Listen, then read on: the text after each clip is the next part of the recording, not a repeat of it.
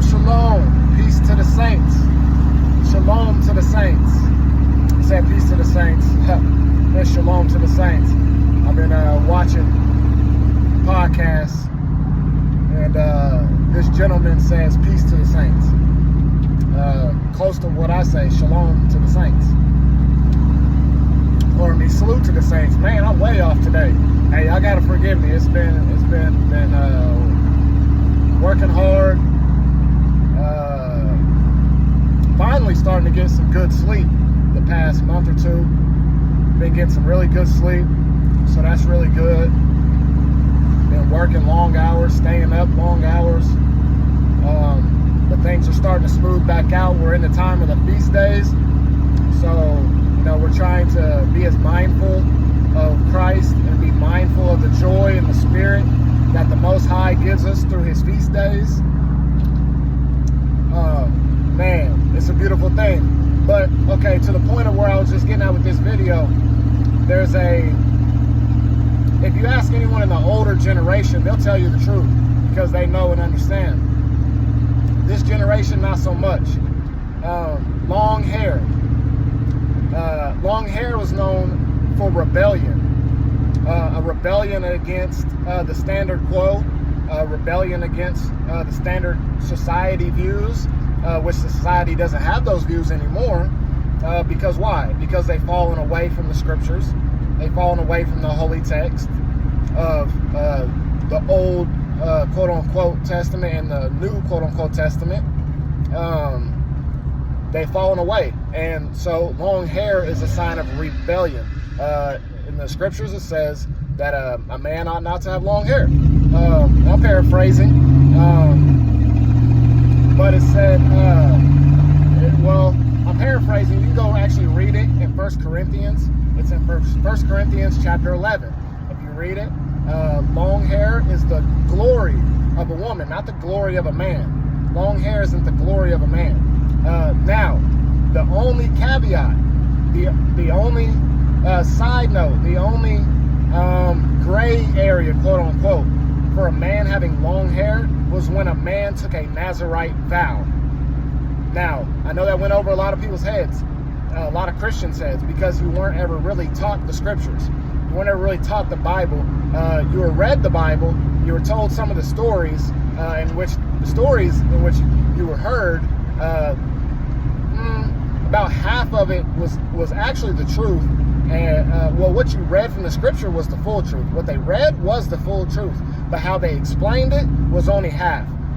There was a lot of miscontext, a lot of error. But so you have to be very careful and to read for yourself and to know to be under a good teacher or a good pastor or a good evangelist, a good apostle or a good prophet. But back to what I'm saying, I don't want to go too far off. A man having long hair would have been under a Nazirite vow where he had locks, like the famous Samson. Samson had 7 locks, in which a razor never came upon his head. There's other things in the vow that you must keep to, such as not drinking wine, such as not going around the dead. There's things within the Nazirite vow that you had to keep. Long hair was one of them that showed. That would be a symbol status. Anybody in Israel would know that you were under a Nazirite vow if you had long hair. And culturally, we know, they'll be like, oh, well, you have these silly, dumbfounded pastors who are going to say, oh, well, what's the standard of long hair? Or what's long hair? How do we determine long hair? Man, get out of here. We really want to go there? We want to be that simple-minded? We want to be that simple-minded? We know my hair right here, a little bitty, tiny, little puffy fro, little curls. This right here is short hair. This right here is a man's hair. Yes, a little bit longer than this could be a man's hair. Come on, man. You know when your hair starts going down your neck, it's long. When your hair starts to poof out over the length of your hand, come on, man. You know that's long hair. We're going to sit here and act like we don't know what long hair is? Come on now. So, but the old generation will tell you this. Long hair, man, you were rebelling against society. The rock and roll culture, all that long hair, rebellion. That's all it was rebellion. Was the scriptures that we are coming to where long hair was praised. Now men want to have long hair. Even in the native culture and other cultures, they didn't believe in that, so their men grew long hair. In the Asian cultures, their men had long hair. Even in the European cultures, their men had long hair. But if you look at our culture, we're not a people of long hair. The only time we have long braids and long dreads was under a Nazirite vow. Yeah, a man can grow his hair and you can get braids.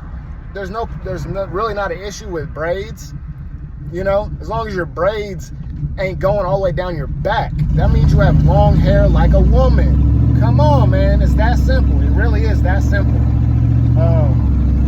So that's all. I'm not gonna get too deep into that. If there's something I missed, you feel like something you want answered, go to my YouTube channel, Apostle Robbie Gray, or go to my Instagram channel, Pastor Robbie Gray, and you'll find me. And write a comment, write me a message, and ask me to elaborate on something. Ask me to explain something more in-depthly, because I gave you the scripture quotation, 1 Corinthians chapter 11, where it goes over and it goes into head coverings and all of that, in which the Jewish people are practicing falsely as well, where they're having these little yarmulkes and they're wearing these little hat pieces that actually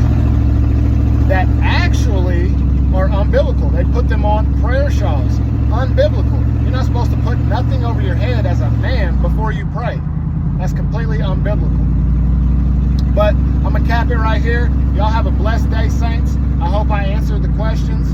And if you have anything else, shoot me the message. Shalom, shalom.